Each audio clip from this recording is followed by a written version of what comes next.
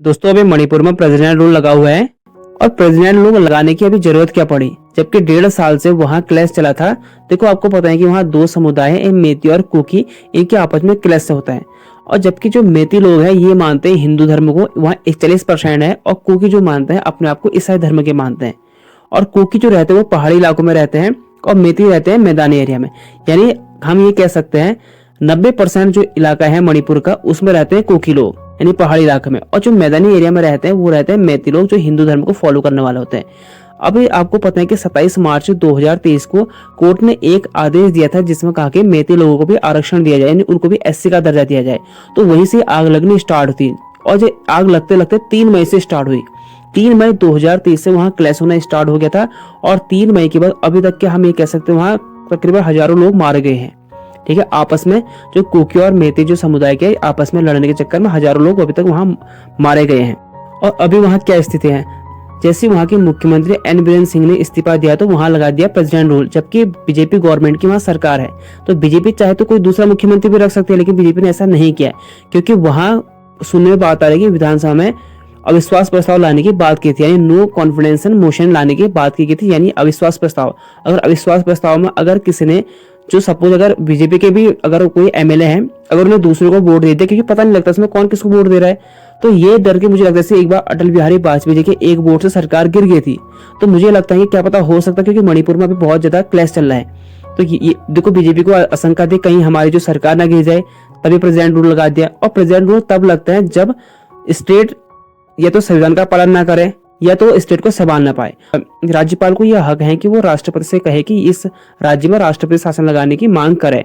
अगर राष्ट्रपति शासन लगाने की मांग करेगा तो फिर उस राज्य में संसद द्वारा यानी केंद्र द्वारा फिर सरकार चलाई जाती है, राष्ट्रपति द्वारा चलाई जाती है, और वहां का जो मुखिया होता है फिर राज्यपाल को बनाता है।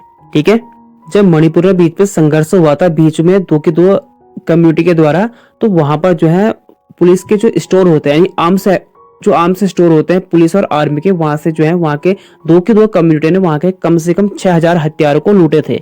और अभी जो राज्यपाल ने वहां के अभी जो वर्तमान में राज्यपाल है अजय कुमार, तो उन्होंने आदेश दिया कि जितने भी आपने हथियार लूट रखे उनको अल्टीमेटम दिया गया था कि आप इतने तारीख तक, वो जो 1 हफ्ते की और उसमें डेट बढ़ चुकी है 6 मार्च तक, अभी अल्टीमेटम दे रखा है कि 6 मार्च तक आप जिसने जितने हथियार ले रखे आप उतने उसको वापस करा दो।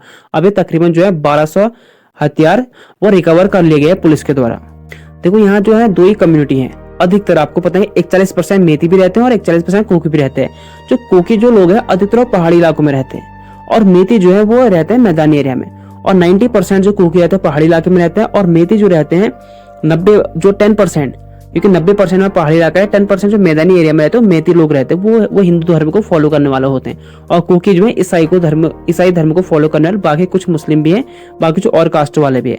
तो उनके बीच में आपस में इनके बीच में हमेशा चलती रहती है और जमीनी विवाद होता है। वहाँ जो इनके बीच का विवाद होने का वजह जो मैंने वो जमीनी विवाद हो गया, यानी जो मेती लोग हैं वो सिर्फ 10% में जमीन खरीद सकते हैं, बाकी 90% जो पहाड़ी इलाके में वहां मेती लोग जमीन नहीं खरीद सकते, जबकि कुकी लोग जो है वो पूरे के पूरे 100% में कहीं भी जमीन खरीद सकते हैं।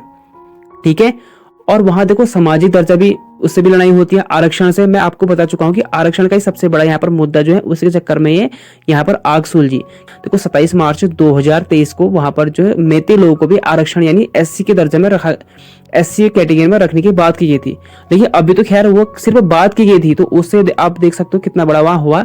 राष्ट्रपति शासन लगता है ये आर्टिकल 356 के तहत लगता है।